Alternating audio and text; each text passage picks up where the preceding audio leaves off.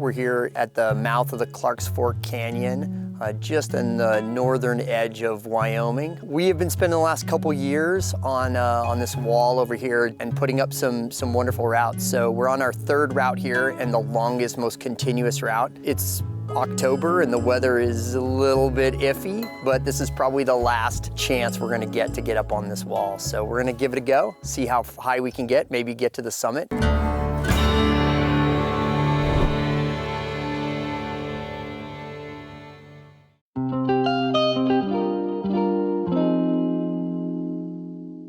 So we're in Park County, North Dakota, about 25 miles along the Clark's Fork of the Yellowstone. And Clark's Fork Canyon is an interesting spot geologically because it's where the Yellowstone Plateau lifted up. So the limestone that was on top of the plateau before it lifted has been tilted, and it's left these big, beautiful slabs of rock that are about 2,000 feet long. It's a long route. I mean, we're pushing 2,000 plus feet of continuous climbing, which is awesome. The exposure's fantastic, the scenery's fantastic. It's a beautiful space. It's remote and yet right off the highway, which is awesome. Great for us 50-year-olds. It's been dumping rain for a couple of days, but it's breaking up today. I think tomorrow's gonna be good, but by Monday, Tuesday, we're looking at snow. I mean, winter is moving in fast here in northern Wyoming, so we need to get this done. We need to get on it and get it done fast. We do what is called a team-free ascent, and that just means one person climbs every individual section, and then the rest of us, we get there by whatever means we need to use. We're hauling lots of gear and heavy backpacks, so we'll ascend the rope that first person has put up for us, just to make our progress go much quicker because it's a lot of work. The plan is we're going to climb roughly 2/3 of the route today, sleep in a cave that's high on the mountain, and then hopefully with weather coming through the way we want it to, we'll continue on to the summit tomorrow.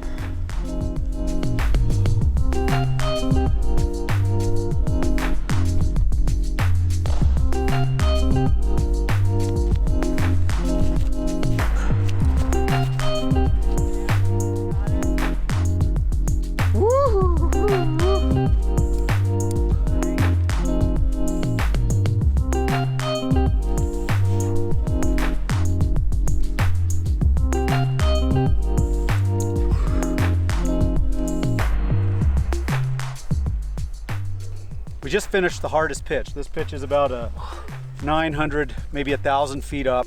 And we know that unless we run into something we're really not expecting up real high, we've probably got it so that we have climbed this the way we want it done.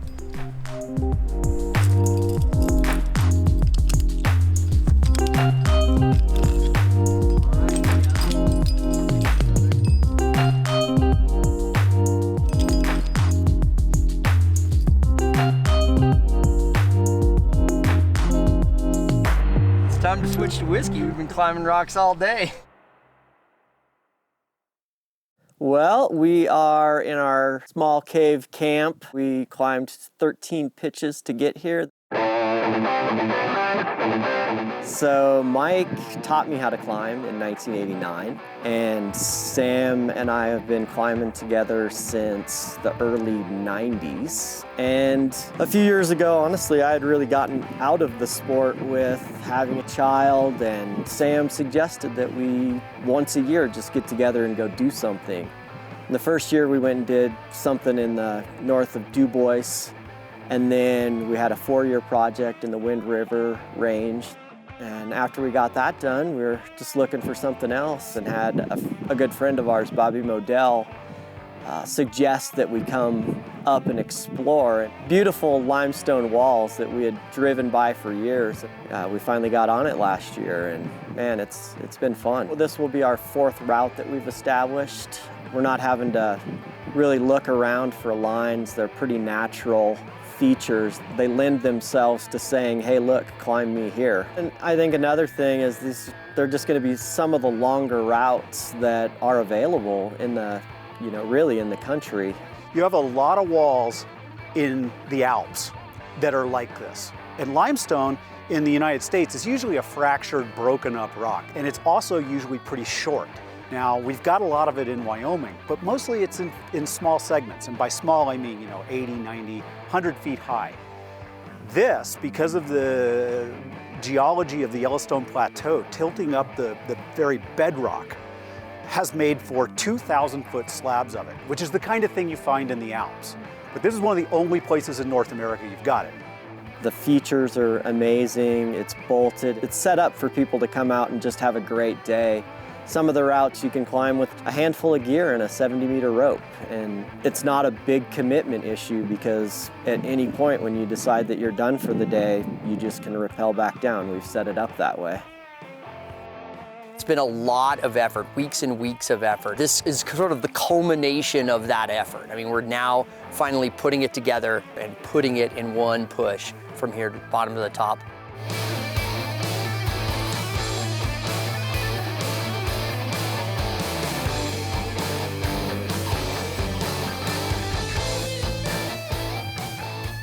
Well, here we are on the summit of Buffalo Horn Spire. Just climbed a 21-pitch free route that we named M11 in honor of our good friend Bobby Modell. Good day all the way around. It's Great about day. 2 in the afternoon, 2:30, and time to start heading down.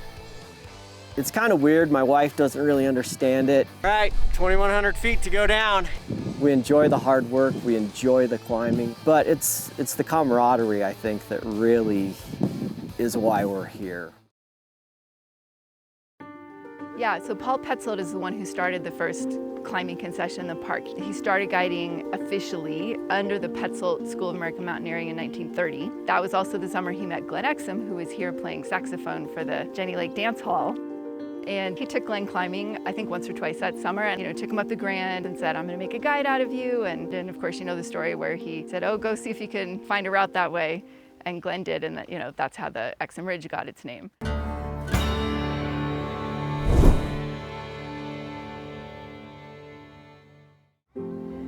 Yeah, so when Glenn did the Upper Exum Ridge, he on-sighted it. In other words, he'd never been on it before. And because he didn't have a partner, he didn't have a rope. Falling was not an option. And so it was totally unknown terrain until he reached the summit. And one part of it that demonstrates how little he knew about it was, as you go up Wall Street, it's like this ramp that starts to narrow down to nothing. He walked out until it was almost nothing, and then he leaped across. Glenn did, and Paul both had gone and done some climbing in Europe, and they were not impressed with how guiding was done in Europe, where clients were just dragged up the mountain like a sack of potatoes. And they were determined to come back and do something different here in America that suited the American spirit, the independent American spirit, where people were confident and could do things for themselves. They wanted to teach people how to be mountaineers and fully participate in the process. So as they came back from Europe, they wanted to start more of school mountaineering, which is the name that it carried. And so they wanted to teach the people that were climbing the Grand how to climb the Grand Teton, how to learn how to belay, tie knots, climb, be part of the rope team. So instead of just being shown the way on how to go up there, you learn a set of skills and then you immediately put them into action to create a different type of culture for guiding and climbing the Grand.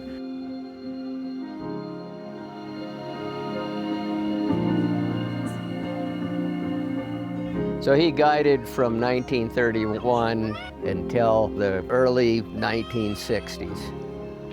The end goal was to create a group of folks that knew what they were doing, that you're teaching them in a structured manner.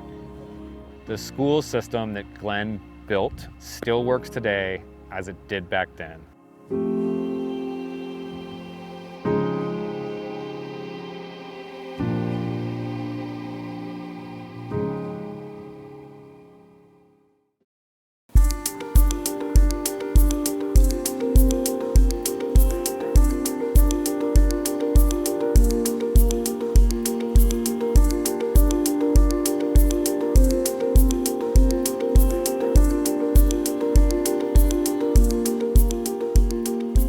So we're almost ready to go. Let's just do a quick double check. We have boots and crampons. ice axes, harness, helmet. I'm Jessica Baker. I'm a lead guide for Exum, so I help train all our new guides and just provide some leadership for our guide staff. I'm taking up Tait and Luke, who are 2 locals and guests with me that are coming up the Grand. I'm Tait Bjornson. I'm 21 years old. Right now I go to school at Montana State University up in Bozeman. But yeah, I grew up in Jackson and I've been playing around in the park my whole life also, so it's a very nice playground that we have here for sure. So my name is Luke Landino. I'm 19 years old. I'm from Jackson. I finished high school and currently on a gap year doing some welding and construction in town. I also try and get up into the mountains every once in a while, but I've never gotten up on the Grand, so it should be a good time. I'm excited to see how it goes, and we've got beautiful weather, got a great crew, and yeah, it's gonna be fun.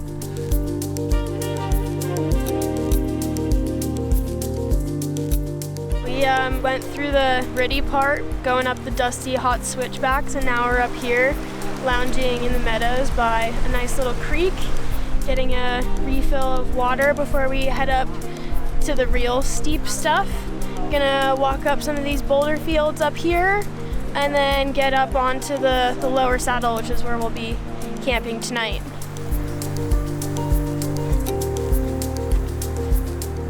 Tait and Luke wanted to climb the Grand Teton, so we took them out for a day of training and made sure they had the right skills that they needed to tie in, to belay, to handle anything we may find on the Grand. It's been pretty snow-free up to this point, but yeah, moving forward, we're probably going to be throwing some boots on and some crampons on just to make sure that we're able to grip into the snow a little bit better. When you get up to the lower saddle, it's gorgeous up there, and it's nice to have a little reset in between days, so it'll be nice to get up there and soak it all in.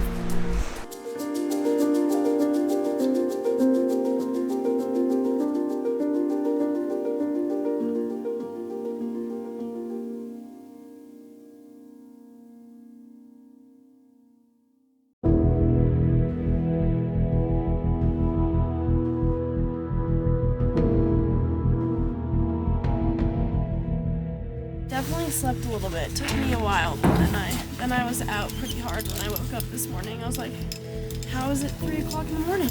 But here we are, all geared up.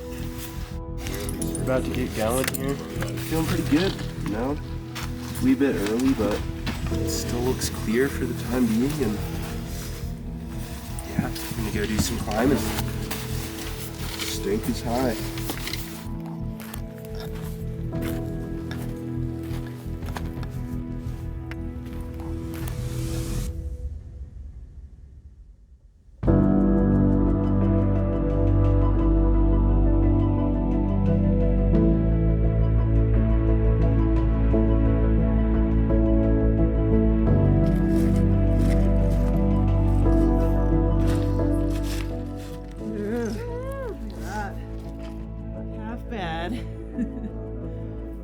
People look at the Grand Teton and they don't think they can climb it. But yes, you can hire a guide and climb the Grand Teton. For anybody that shows up in Jackson Hole that's reasonably fit and active, you don't even have to know how to tie a knot when you get here, because the way Glenn put the schools together, and we still carry that same progression today.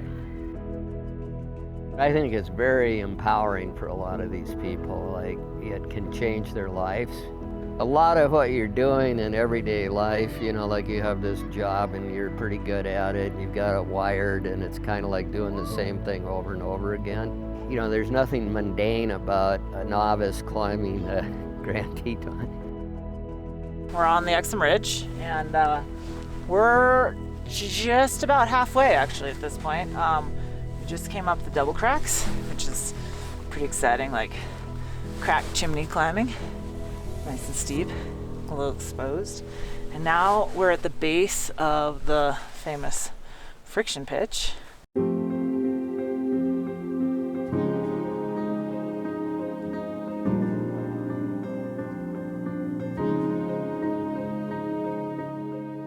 Well, it's notoriously difficult. It's rated 5.5, but to be honest, it's quite challenging. You have to have just the right moves to make it 5.5, or it quickly feels a lot harder than that. we're moving in and out of like some snow and ice, and boots are a little wet, and it's just like a little bit harder this morning. Yeah, guests are doing great. We're right on time, like moving well. I think we are on course to make it to the summit.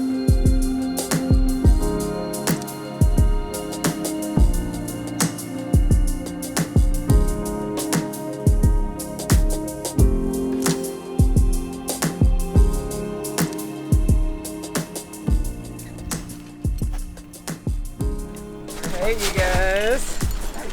We're doing it now. Oh yeah. Woo! Summit. Yeah, baby. Got on up there. Woo! Yeah! Awesome, you guys. Oh yeah. We just got to the top of the Grand Teton, and it's just before 11. Couldn't ask for a more beautiful day. Blue skies, sun is shining. Can see the lakes down here, which is awesome. Yeah, so this is my first time up the Grand. I had always heard that it was quite the scramble to get up here, but I think these early season conditions really changed it up quite a bit for us. We were wearing crampons, using ice axes, and didn't really expect to be doing a ton of that. That made it very interesting. It was a really great experience, at least so far. We've only made it to the top. We still have to go back down. I would definitely do it again and would recommend that anyone who wants to try should give it a go. We climbed it in pretty challenging, like early season conditions, alpine conditions, and they did really, really well. They were like totally up to the challenge, and they were successful, and it was great to see that. That's the power of what we do at Exum, is that we provide these like inspirational, life-changing experiences. People have to work really hard to get to the top of the Grand Teton. There's no shortcut around that. We keep people safe, we give them all sorts of information, we help them move along. Right on. Yeah. You did it. But like ultimately they get themselves up there on their own. They have to. When they reach the summit, people are just really moved by the experience, and that's what Exum provides. My name is Bennett. I'm from Rock Springs, Wyoming, and I wish everyone can climb one mountain. I don't care which one, I just want everyone to actually climb a mountain.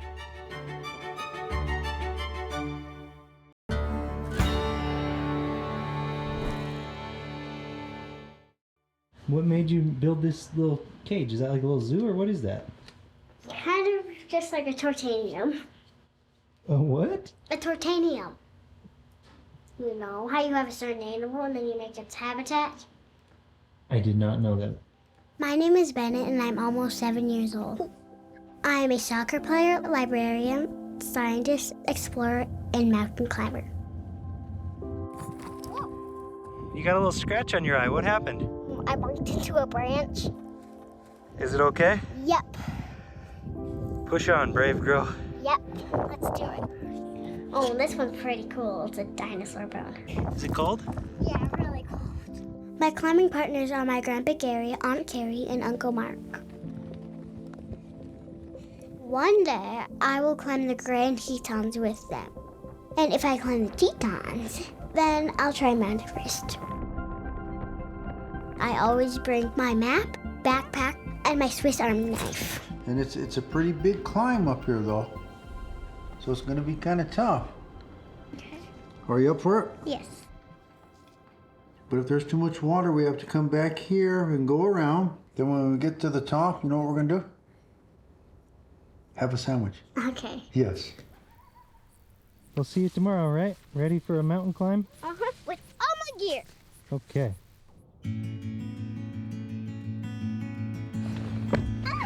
Yeah. Down here. All right, buckle up. Don't lose that map. This was the longest hike of my life. 6 miles round trip. It's bumpy. Who tied your shoe? You all the way out here with them untied. Is that a cape that you have on? Yes. Let's see it. B. B is for brave and for Bennett. All right, one thing. Can you put my cape over my bag? Here, I'll do it. Okay. Okay, let's see. So it's always showing. So we go this way. Good job. Let's quit dilly-dallying. Let's go. I'm not dilly-dallying. Yes, you are. Well, I like dilly-dally, but I don't do it as much. We got a lot of ground to cover today. Now down to here. My favorite part of climbing is the cliffs. There you go. But the beach is cool too. That's where the treasures are. Okay, no more rocks. All right. We're headed to the top. Over there. Come on, dilly-dallyer. I'm coming. All right.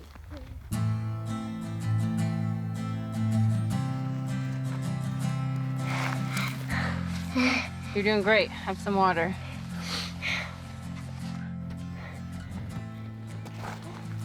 Grandpa, come on! Even though Grandpa was tired, he still carried my backpack. It was really heavy because it had my water, my books, my drawing supplies, my snacks, and my Swiss Army knife, and the map. This backpack is doing me in. It's 150 pounds. You want to give us an update on the hike? No, I don't have an update, and I don't know what an update means. An update is, how's things been going so far?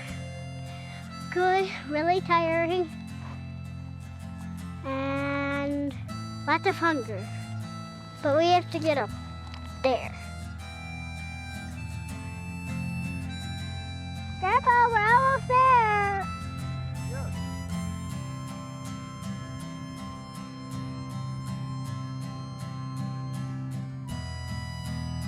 Carrie, we're coming. No. This way. I'm coming. Carrie.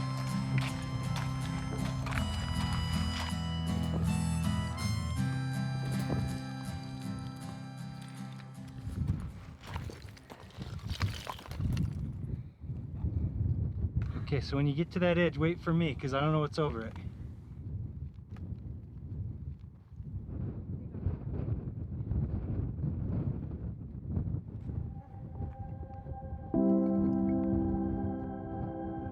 Good job!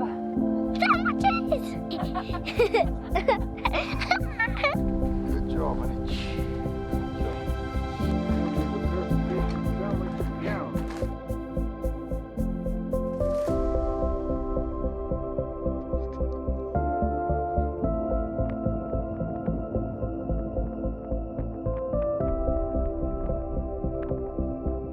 We could play a game of hide and go seek. You count to 100 and I'll go in those trees and take a nap and you come find me. Okay. Okay? All right.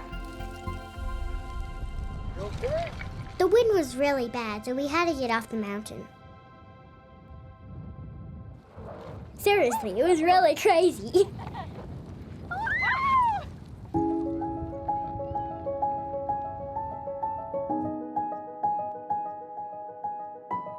I didn't know how we were going to make it, but I knew we had to. So I believed in myself and remembered I was brave.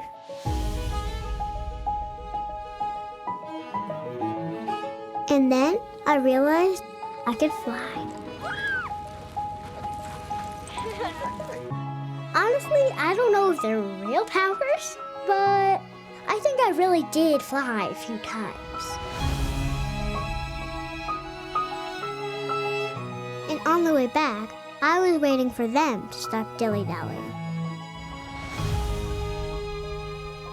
There's always going to be something scary on every climb, but that's part of being a mountain climber. I don't know which mountain I'll climb next or how I'll get up it, but I'm going to climb as many as I can in my entire life. See you on the Grand Teton.